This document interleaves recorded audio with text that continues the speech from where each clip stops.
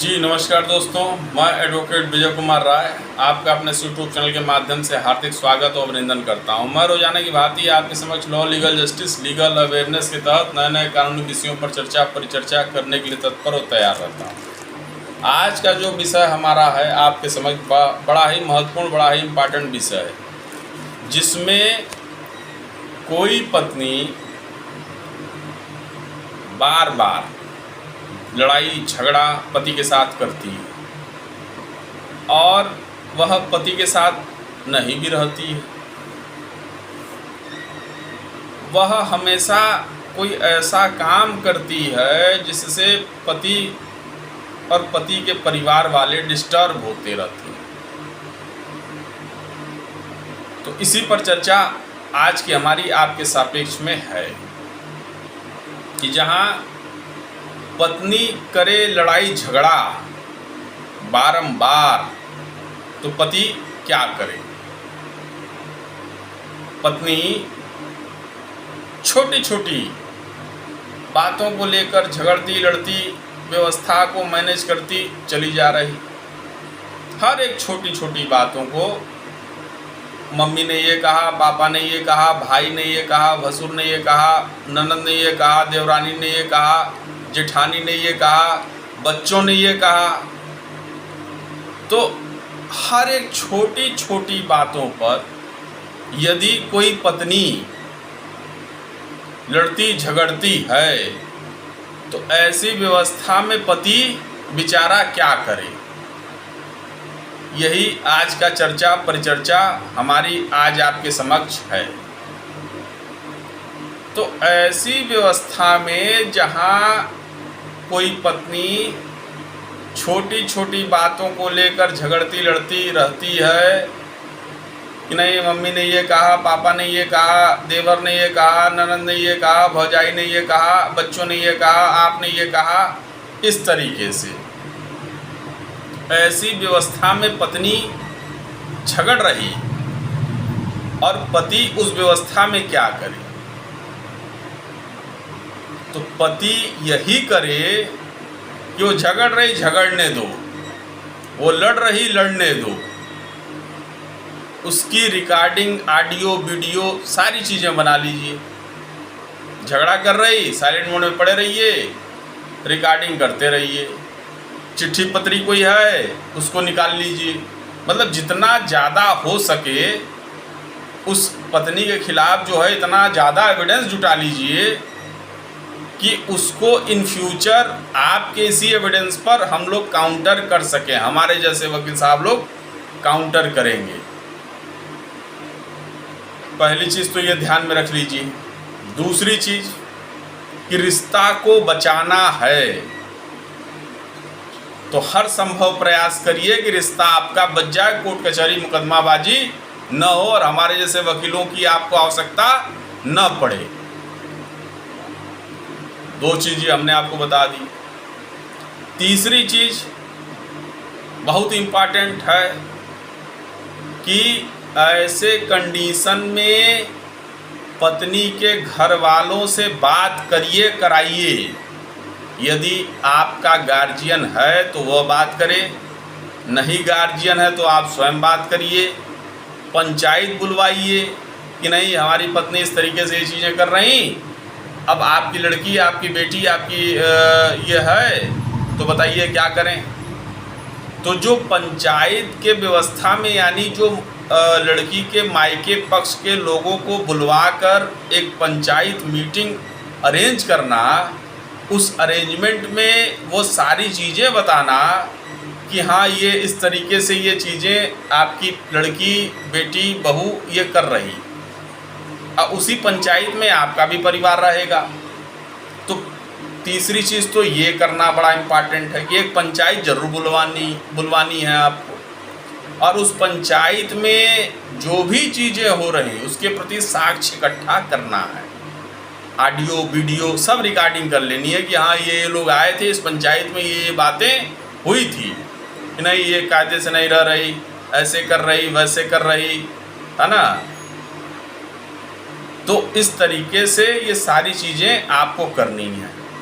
चौथा, अगर इन तीन चीज़ों से भी नेचर सिग्नेचर में बदलाव नहीं होता है तो चौथा डाइवोर्स दे दीजिए। ऐसी पत्नी की आपको आवश्यकता नहीं है, न किसी को होगी, कि जो आपके परिवार का मान सम्मान न रख पा रही हो, जो आपके मान सम्मान पर चोट कर रही हो। तो ऐसे रिश्ते को वहन करने का क्या मतलब है? मतलब ये 3 स्टेज के बाद ये चौथा स्टेज है कि जब आप ये समझ गए कि नहीं, क्राइटेरिया कहाँ, सिस्टम कहाँ, मैनेजमेंट कहाँ, तो ये कहना है व्यक्तिगत तौर पर हमारा एज अ लीगल काउंसल के तौर पर कि जब ये 3 स्टेज आपने फॉलो कर लिया, अगर इस 3 स्टेज पर आपकी पत्नी आपकी व्यवस्था को मैनेज करने के लिए तैयार नहीं है तो भाई मेरे जीवन में कभी वो मैनेजमेंट नहीं बैठ पाएगा जिसकी कल्पना परिकल्पना आप करके बैठे हो। तो यही 3 स्टेज है, इसी पर सतर्क हो जाओ। इसके अलावा कोई चौथा 5वां स्टेज नहीं है। यही 3 स्टेज के बाद आपको क्लियरनेस आ जाएगा कि पत्नी आपके प्रति कितनी लॉयल है और उसका परिवार आपके प्रति कितना लॉयल है। अगर ये 3 स्टेज को फॉलो करने के बाद ये चौथा स्टेज आ रहा तो मान के चलिए कि ऐसी पत्नी की आवश्यकता आपको नहीं है, उसको भूल जाइए, टाटा गुड बाय कर दीजिए। इसलिए कि वो जो कंडीशन पैदा करेगी चौथे स्टेज में, वो 5वें स्टेज में आपके लिए घातक हो जाएगा।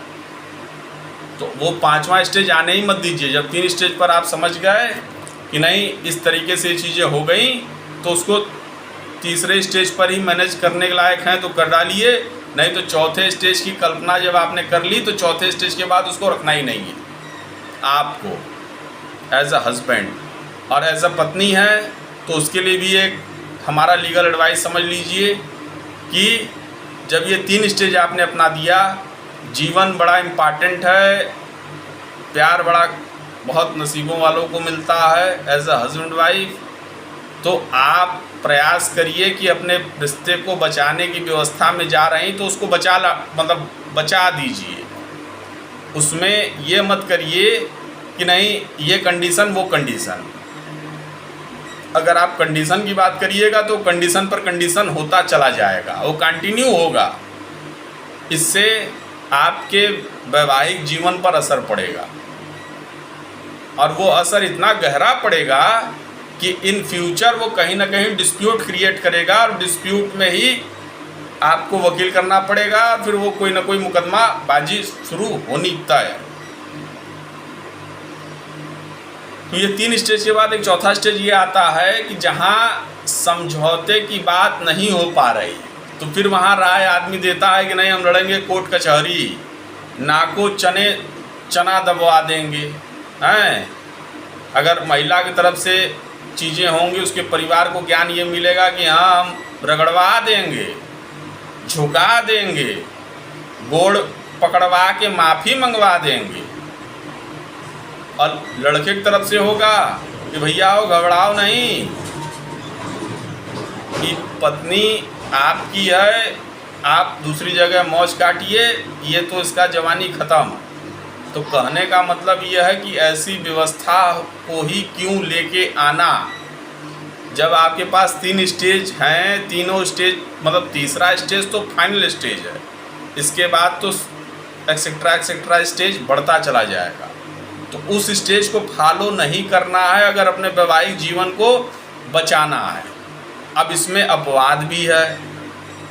अपवाद ये है कि नई शादी हुई, पति का कहीं और अफेयर, नई शादी हुई, पत्नी का कहीं और अफेयर, पत्नी नामात्र की पत्नी है उसका सिस्टम कहीं और बन रहा, पति नामात्र का पति है उसका सिस्टम कहीं और बन रहा। तो ऐसे कंडीशन में वो एजम्पशन में नहीं आएगा, वो अपवाद में नहीं आएगा। तब तो आप पहले ही स्टेज पर क्लियर कर लीजिए जब आपको ये जानकारी हो गई। लेकिन हम जो बात किया आपसे कि जो 3 स्टेज आपको बताए, उन 3 स्टेजों में वो ऐसे कंडीशन में बताए हैं कि वो तीनों स्टेज का तीसरा स्टेज वो बहुत इम्पॉर्टेंट है। कि जहाँ ऐसी कोई बातें नहीं, ऐसी कोई चीतें नहीं, वहाँ बस ईगो की बात, वहाँ बस ये है कि नहीं पहल करे तो करे कौन, पति चाहे पत्नी। तो भैया पहल कर लीजिए, वैवाहिक जीवन को अपने सुधार लीजिए, उसी व्यवस्था में आगे बढ़िए।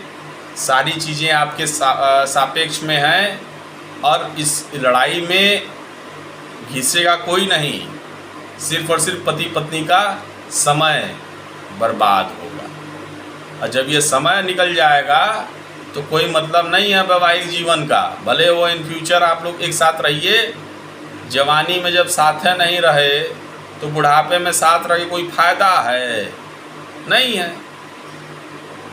तो कहने का मतलब यह है कि यदि पति पत्नी यानी पत्नी झगड़ती लड़ती है तो पति क्या करे, तो पति को तो पहले परिवार को बचाना है। अगर पति लड़ता झगड़ता है, पत्नी के सापेक्ष में भी यही बात होगी कि पत्नी को भी परिवार बचाना है। तो दोनों ही कंडीशनों में, दोनों ही सूरतों में एक दूसरे के प्रति ईमानदार रहिए। ईमानदारी बड़ी इम्पॉर्टेंट है, आपके वैवाहिक जीवन को आगे लेके जाएगी। पांचवी बात, मतलब ये 3 स्टेज के बाद चौथी वो हो गई। पांचवी एक बात और आपसे कह दे रहा हूँ, ये एज ए एक्सपीरियंस कह रहा हूँ कि कई मुकदमे, हजारों मुकदमे हमारे पास हैं। उन मुकदमों के सारांश में यही समझ में आया कि कहीं ना कहीं कुछ न कुछ गड़बड़ है। पति तैयार नहीं, पत्नी तैयार नहीं, बच्चा तैयार नहीं, बाप तैयार नहीं, बेटा तैयार नहीं, भाई तैयार नहीं, भाई तैयार नहीं, सास तैयार नहीं, सास नहीं तैयार, ससुर नहीं तैयार। तो कुल मिला जुला कहानी यह है कि आपको इस चीज़ को पॉजिटिव वे में समझना पड़ेगा। समझने की क्राइटेरिया है, उसकी व्यवस्था है, उस व्यवस्था को समझ लीजिए, वैवाहिक जीवन आपका बड़े सुकून से कटेगा। अन्यथा कोर्ट कचहरी मुकदमा तय है। और जो टॉपिक हमारा है कि पत्नी करे डिस्टर्ब, पत्नी लड़ती झगड़ती सारी चीज़ें करती हैं, तो पति क्या करे, तो पति के पास बहुत सारे ऑप्शन हैं। 3 स्टेज बता दिया, 3 स्टेज के बाद ऑप्शन के बारे में भी चर्चा परिचर्चा हमारी आज आपके समक्ष है। तो ऑप्शन यह है कि जब आपने देख लिया कि नहीं कोई गुंजाइश नहीं, सारी पहल आपने कर डाली, तब भी कोई गुंजाइश नहीं, तो ऐसी पत्नी को रखने की आवश्यकता आपको नहीं है। तुरंत डाइवोर्स पिटीशन फाइल करिए, उसको घर से बेदखल करिए, वो जहाँ जाना चाहती जाए, उससे कोई मतलब नहीं है आपको। बच्चा है, बच्चे कस्टडी को लेकर फॉलो अप करिए, पूरा लीगल राइट आपके पास है। तो कहाँ ऐसे लोगों के प्रति आप जो है सोचते विचारते हैं कि उसमें ये चीज़ें होंगी, उसको मत करिए, उससे आपका वैवाहिक जीवन कष्ट में बीतेगा। ये हमारा आज का टॉपिक है। तो पत्नी यदि परेशान पूरी तरीके से कर दी है, 3 स्टेज हमने आपको बता दिया, चौथे स्टेज पर उसको bye bye, goodbye, tata कह दीजिए, एकदम टोटल गुड बाय, उसको ये कहना पड़ेगा। 3 स्टेज के बाद 3 स्टेज तक उसको मैनेज करिए अगर हो रहा तो, चूँकि वैवाहिक जीवन आपका, आपकी पत्नी आपका, आपके बच्चे आपके। तो कहने का मतलब यह है कि बचाने की व्यवस्था में जहाँ तक बचा सकते हैं वहाँ तक बचा लीजिए। अगर बचने वाली व्यवस्था में नहीं जा पा रहा, नहीं सिस्टम बन पा रहा, तो okay, goodbye, tata, see you later again, यही डायलॉग होना चाहिए। इसी पर परिचर्चा आज मेरी आपके समक्ष थी। यदि वीडियो आप लोग को पसंद आया हो तो आप इसे लाइक सब्सक्राइब जरूर करें। जय हिंद, जय भारत।